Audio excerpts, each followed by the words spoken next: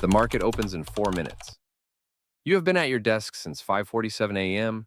The air in the Midtown office is stale. 3 monitors burn into your retinas. Your coffee is lukewarm and bitter. You are 24 years old this morning. You have exactly $94,000 in student debt. You are a first-year analyst at a top-tier firm. Your life is measured in 15-minute increments. Your existence is validated by an Excel spreadsheet. You are the smallest gear in a global machine. Last Tuesday, the entire machine almost ground to a halt. It was a quarterly report for a massive Singapore real estate portfolio.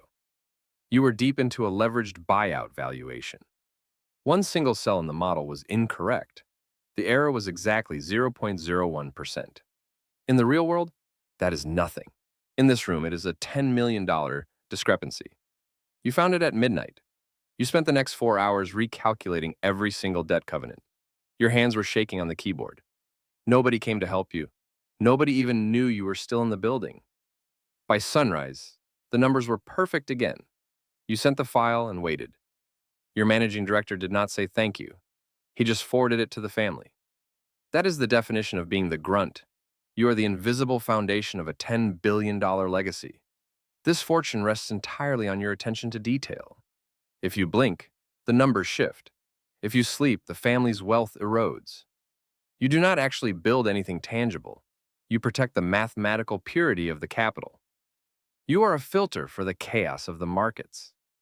You transform the noise of global finance into a clean report. The family does not see the 4 name stress. They only see the 22 IRR on their dashboard. 2 years later, you are still here. The debt is slightly smaller now. Your title is much larger. You are finally in the room where decisions happen. You are an associate. The coffee is finally free and high quality. But the pressure has only intensified. You are no longer just fixing cells in someone else's model. You are the architect of the valuation yourself. You are the one deciding which facts matter. You are the one setting the narrative for the family's next decade. You sit through a 14-hour session on a new acquisition. You are digging through piles of SEC filings and 10K reports. You see a manufacturing plant in the Midwest. You see a sprawling logistics hub in Nevada. But the model does not show you the people in it. It only shows you EBITDA and free cash flow. You learn to strip away the sentiment. Your managing director asks if the deal is executable. You run the sensitivity analysis for the 100th time. You provide 3 distinct scenarios for the exit strategy. All of them show significant profit for the family. None of them account for the local community. You do not model the human cost. Nobody asks you to. The model is a weapon of extreme precision. It is designed to carve out every last drop of inefficiency. You are the one wielding the blade. You realize your job is actually quite simple. You take the messy, complicated reality of a business. You turn it into a series of clean, predictable digits. The family does not want to hear about the struggle. They only want to see the compounding growth. You are becoming the protector they need. The first rule of the machine is this: capital is never emotional. It is a mathematical certainty. If the math says cut, you must cut. If the math says buy, you must buy. You are the architect of the invisible. Proximity to the capital is proximity to power. You are starting to understand the weight of the legacy. You are no longer a gear. You are becoming the operator. 5 years in, the air changes. You are no longer in the Midtown bullpen with the fluorescent lights. You have moved your life to Greenwich. The silence here is expensive and heavy. You are a vice president now. Your personal debt is a ghost of the past. Your new reality is a portfolio with $180 million in assets under management. You do not fix Excel cells anymore. You manage the people who do. You have become the gatekeeper of the family's most precious resource. That resource is not money. It is attention. Every morning, 3 dozen pitch decks land on your desk. You kill 35 of them before your second espresso.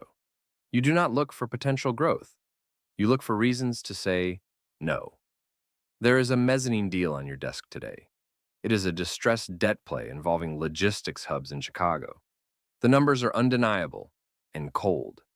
The analysts have spent 80 hours on the due diligence. They have mapped every tenant and every lease agreement. They have modeled every possible downside scenario. The projected IRR remains a crisp 0.2%. It is a mathematical masterpiece. It is the kind of deal that secures a career. You take it to the principal during a private dinner. He does not look at the pro forma. He does not care about the capitalization table or the seniority of the debt. He only asks one question. Who is the lead developer? You give him the name. He stares at the wine in his glass for 10 seconds. He tells you a story about a bridge burned in Geneva 20 years ago. The developer's father had once crossed the family. In this world, the balance sheet is only half the story. The other half is blood and memory. He tells you to kill the deal immediately. Your analysts think you are losing your edge. They see a lost fortune and a wasted month of work. You see a protected reputation. You are learning the second language of power. Capital does not follow returns alone. It follows trust. The relationship is the business. Then you lose one. Not because of the numbers, not because of the lineage. You lose it because you were too slow to realize that the rules had changed. You were looking at the SEC filings while the world was moving on a whisper. At the director level, the game shifts from execution to access. You are no longer just protecting the capital. You are deploying it as a weapon of influence. You spend your weekends in the Hamptons. You are not there to swim or to rest. You are there to listen for the informational leverage. You are hunting for the insight that precedes the market move. You are at a gala for a nonprofit you do not care about. You are standing between a cabinet member and a private equity titan. You are not talking about the weather. You are listening for a shift in regulatory sentiment. You hear a whisper about a new tax code amendment in Washington. That single sentence is worth more than 10,000 hours of analyst work. You realize that at this level, the spreadsheet is just a record of the past. The real work happens in the silence between sentences. You are the wall between the family's legacy and the chaos of the public eye. The third rule of the machine is proximity. Proximity to capital is proximity to power, but proximity to the family is proximity to the truth. You are becoming a confidant. You're the one they call when the headlines get loud and the lawyers are quiet. You do not offer comfort or platitudes. You offer structural stability and a cold perspective. You're the filter for the world's noise. You're the one who decides what reaches the inner circle. You're becoming the operator of the legacy. You're no longer a gear. You're the gatekeeper. 10 years have passed. You are a partner now. The $180 million portfolio you once managed feels like a rounding error. You're currently looking at a single family with $4.3 billion in liquid and illiquid assets. At this level, the goal is no longer growth, it is preservation across generations. You are not an investor. You are an architect of immortality. You spend your Tuesday mornings coordinating with counsel in Zurich and tax specialists in Geneva.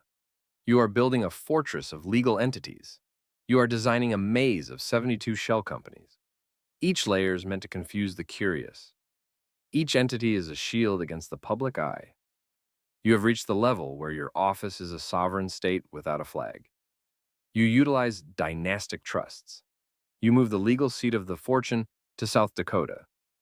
This state's laws allow the capital to stay locked for centuries. You are effectively bypassing the federal estate tax. This is not about being clever, it is about being untouchable. You realize the fourth rule.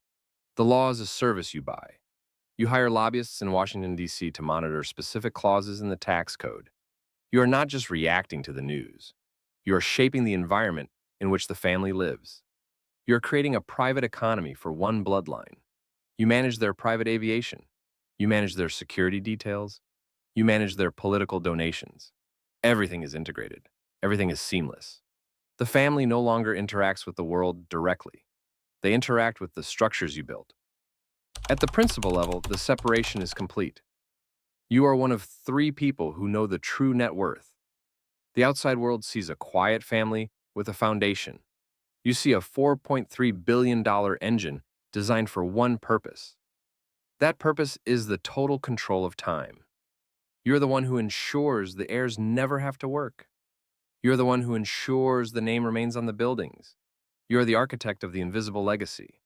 The numbers on your screen are no longer currency. They are the energy that powers a private civilization. You are managing the family's 1031 exchanges to defer taxes on massive real estate holdings. You are moving capital into blue-chip art collections stored in free ports.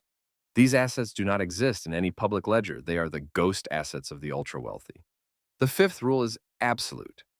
Capital is sovereign. It does not belong to the nation. It does not belong to the bank. It only belongs to the structure. You look at the global map. You do not see borders. You see regulatory arbitrage opportunities. You see jurisdictions with low disclosure requirements. You see a world designed to be exploited by the prepared. You have reached the summit of the hierarchy. You are no longer protecting a legacy. You are the legacy's physical manifestation. Your analysts work 100-hour weeks. Your directors handle the relationships. You handle the destiny of the capital. You are the one who decides where the 4.3 billion moves. One wire transfer from you can shift a local market. One phone call can stop a piece of legislation. Then you are invited to the inner sanctum. It is a meeting in a private hangar at Teterboro. There are no cameras. There are no assistants. The patriarch is there. He is 80 years old. He does not look at the reports you prepared. He looks at you. He asks if the machine will survive him. You do not talk about the IRR. You do not talk about the mezzanine debt or the LBO models from your youth. You talk about the structure. You talk about the frictionless transition of power. You assure him that the capital is now independent of his heartbeat. You have built something that can think for itself. You have built a god out of numbers. This is the peak of the pyramid. You are the architect of the invisible. You are the keeper of the silence. Every level beneath you is working for this moment. The analyst is grinding for the data. The VP is guarding the gate. But you are the one who knows why. You are the one who sees the 200-year horizon. You are the one who understands that money is just the starting point. The end goal is the total abolition of risk. The machine is now perfect. It is cold. It is efficient. It is eternal. You have done your job. You have made the capital immortal. You are 71 years old. The view from this glass tower in Manhattan is perfectly silent. You do not see the traffic on the FDR Drive. You do not hear the sirens on 42nd Street. You only see the grid. You see the architecture of a machine you spent 50 years perfecting. You are the chairman. You are no longer a person. You are the ghost. You are the invisible consciousness of the capital. The legacy is now $90 billion. It has survived 3 generations of blood and fire. It has survived the collapse of markets and the change of regimes. You have made the family immortal. But the cost of eternity is total isolation. You do not have friends. You have successors. You do not have hobbies. You have responsibilities. Your private life has been hollowed out to make room for the structure. You are the bridge between the past and a future you will never see. At this level, you understand the final truth.